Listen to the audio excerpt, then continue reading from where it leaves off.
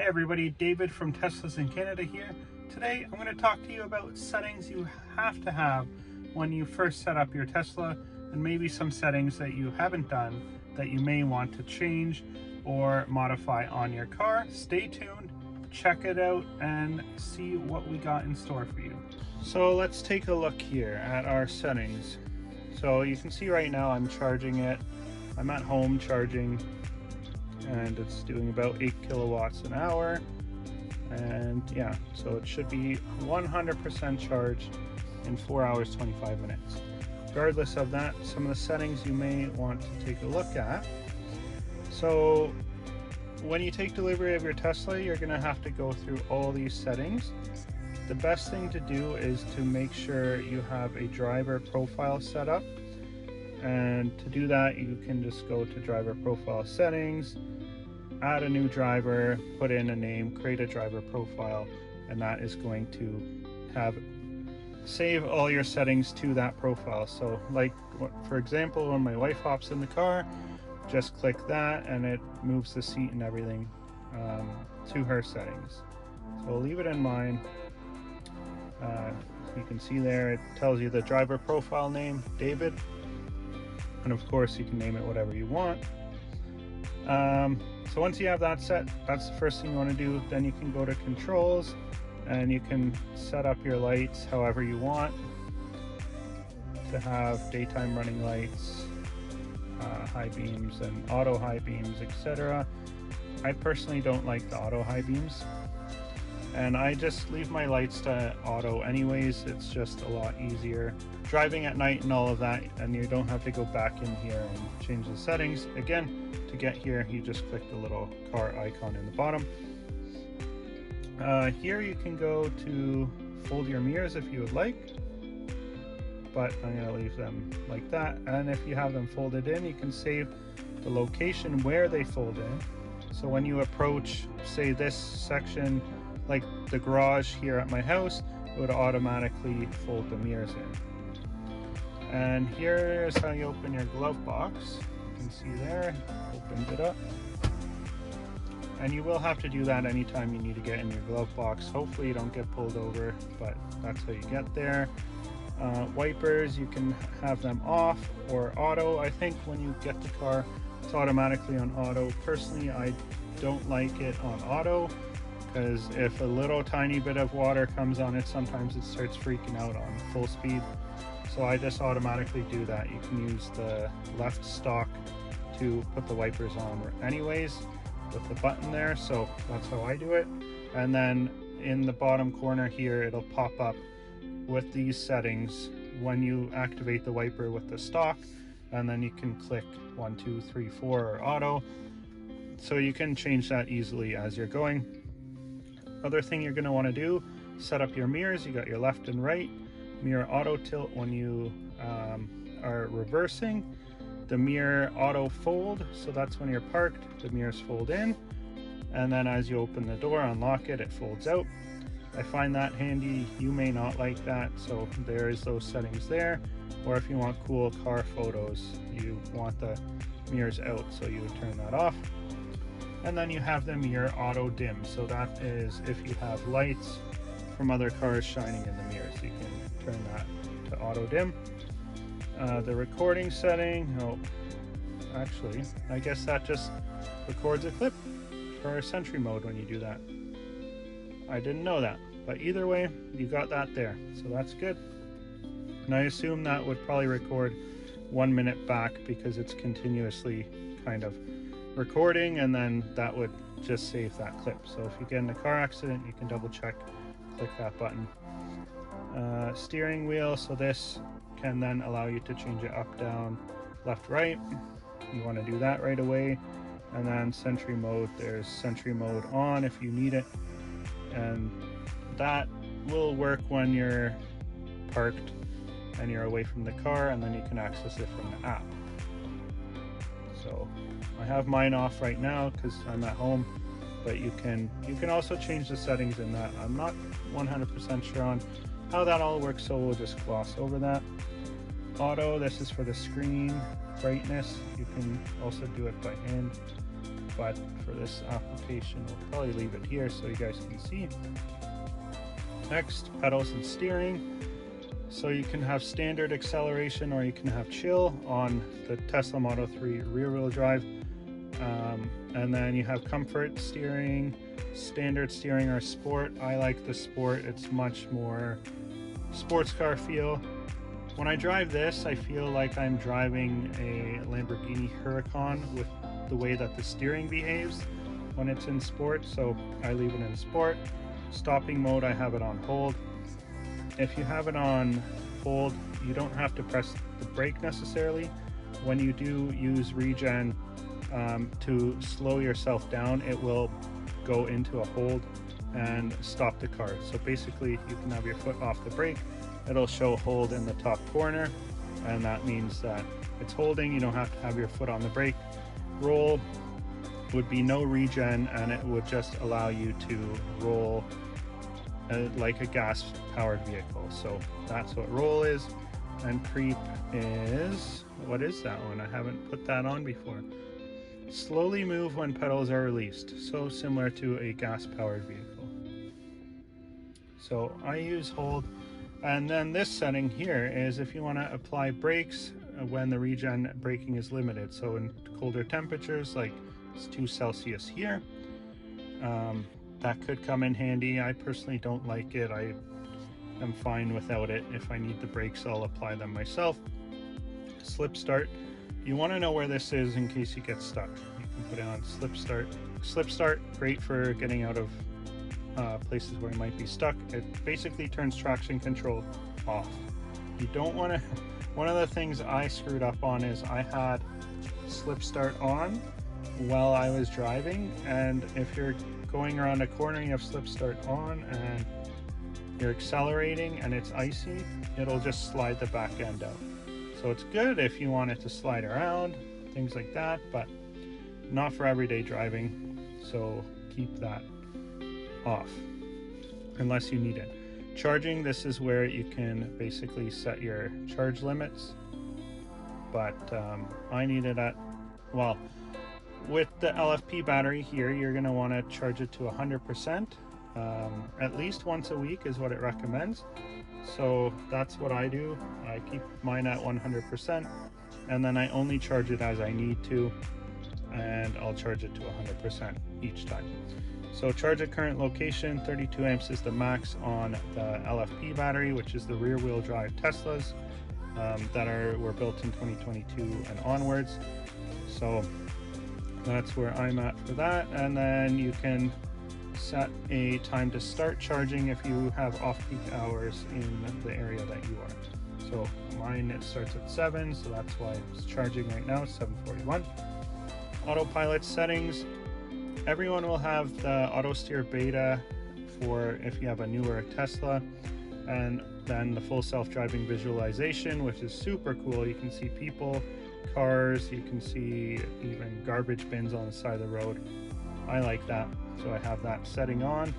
And then the auto steer beta keeps you in the lane and all of that, so I find that handy. It's basically lane assist. Yeah, so you can set a speed limit if you want, so when you put it in cruise control, it'll automatically keep you at a fixed kilometer per hour. So it'll automatically lock me at 18 kilometers over the speed limit, which I then can adjust it down.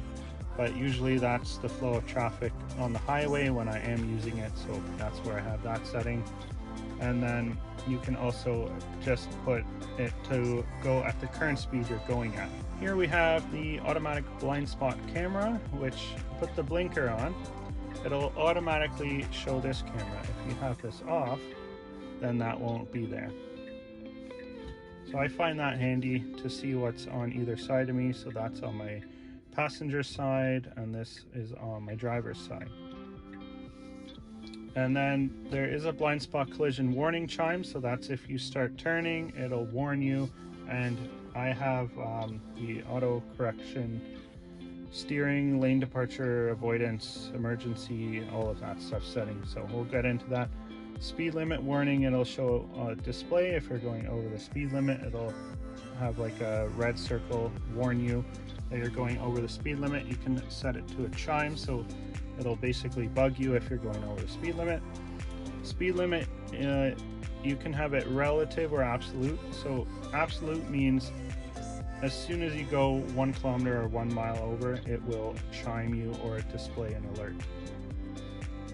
And you can set that, set that offset, which I haven't changed that, so I guess I have it on absolute. Forward collision warning, you can have it as early, medium, late, or off. I just have mine on medium, and it'll warn you if you're getting too close without braking or slowing down. And then lane departure avoidance, I had it on assist, but sometimes I found that it would just jerk the car over when it wasn't necessary to do so, because maybe I was over the line a little bit to give more space to a transport truck or a tractor on the other side of the road. So I changed that to warning instead of just automatically jerking the steering wheel and trying to put me back in the lane.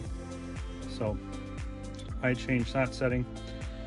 And then I have emergency lane departure avoidance, automatic emergency braking, obstacle aware acceleration, which basically if someone's going to rear end you, it will accelerate your vehicle, so that is handy. The traffic aware cruise control chime is on as well.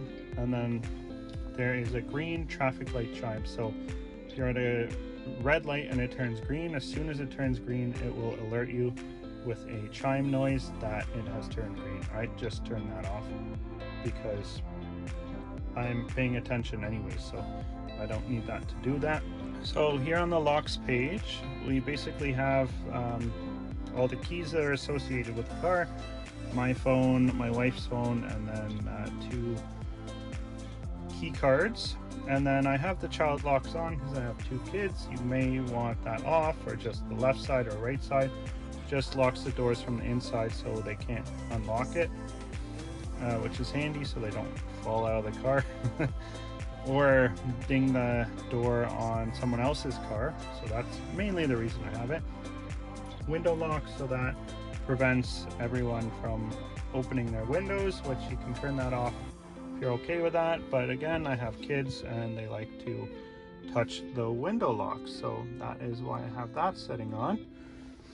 And then you have the walkaway door lock, so as soon as you walk away from the vehicle, well, not as soon, but once you're away from the vehicle for a bit, it locks all the doors. It'll even close the trunk and close the windows, which is handy. And then unlock on park, depending on where you live or where you frequent, you may want to have that off. That just unlocks all the car doors and the trunk as soon as you put it in park, which you may not want that setting on, so you may want to adjust that. And then car left open notification, so if any doors or windows are left open somehow, it will alert you on your phone, which is handy. And it does give you a lock confirmation sound when you are walking away from the vehicle, which is handy if you want that setting. Sometimes you don't want that setting. And then I have the close windows on lock, which briefly mentioned earlier. And as you head down into lights, you can again adjust the headlights here, which we talked about earlier. Dome lights on, off, or auto. And then I have auto turn signals off, and you can have it on auto cancel, which let's see what that actually says. So auto cancel, your turn signals will automatically turn off after a merge, fork, or lane change has been completed. If the vehicle detects an upcoming turn or another lane change in the same direction, the turn signal will not turn off until the maneuver is complete. That might actually be handy, but do I want that, or do I want to manually do it? I think I'll just leave it for now. So auto high beam, I found that annoying. You may like that depending on where you live. Headlights after exit, so that's handy if you are parking and leaving the vehicle at night. Like I'm in the dark now, when I leave, it'll leave the lights on for a bit, which allows you to see where you're going and all of that, and then they will turn off. And then steering wheel lights, you can't see the steering wheel here, but let me show you. I'm going to turn this. So I have my steering wheel dark. If I turn the steering wheel lights on, I will then have lights there. So I find I don't need it. but you may like that setting. For me, I didn't really feel the use for it myself, but that's just preference. I didn't want any lights in front of me at night except for this huge screen, so that's what I did. Display, you can have it on auto, which again, all that settings was in the controls at the top, but as you go deeper into the menu, they have those settings. Brightness, screen clean mode, which I should have cleaned the screen before this video. Hopefully it turns out okay. Touchscreen language, let's see, there's a bunch of different languages here. So, oh, they have Finnish. I'm Finnish, so that's cool. So yeah, they're always updating these. They have Chinese, Japanese, Greek, they got everything here. I have mine in English, voice recognition, English, so if you press the right button on the steering wheel, you can actually command the car to do different things. Maybe I'll make a different video on that. And then voice navigation settings as well, you can change that. Time, 12 hour or 24, if you want that to be in 24 hour. Energy, percentage or distance, if I put it on distance right now of 276 kilometers, I just always found I prefer percentage, and that's what I keep my phone on, is percentage. So whatever, just leave it percentage, it's easier. Then kilometers or miles, Celsius or Fahrenheit, and then your tire pressure, which pops up here, but I swipe down on the menu, so you're not going to see it here right now.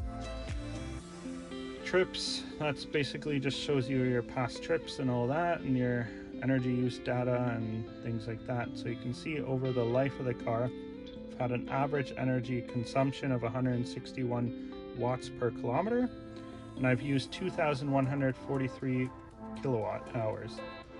And basically, if you calculate that, I pay 8 cents per kilowatt hour to charge. So driven 13,313 kilometers, and yeah, it's around $200, less than $200 I've spent. I can check my Tesla app later, but anyway. Navigation, you can change to automatic navigation if you want, for it to go with your calendar, which I haven't even linked my calendar. Trip planner, add superchargers if needed. You can take that off again if you want to figure out your own charging pattern, where you want to charge and all that. The online routing finds the optimal route based on traffic conditions, and I have the setting changed to reroute to save. So this setting, I believe, only works if you have Tesla internet or subscription, whatever it's called, the data subscription, which you get free for the first month, then you pay per month for it. It's around like $14 Canadian. US, I think it's around $10 or so. I have mine to avoid ferries, and I always am changing avoid tolls or take tolls. You can do that as well. Use HOV lanes. I should have that on because I can utilize HOV. Yeah, in Ontario you can use HOV lanes if you have a green plate and the car is able to qualifies for it, which the Tesla Model 3 does. Safety, Sentry Mode, you can have that on or off, exclude homework or exclude other favorite places.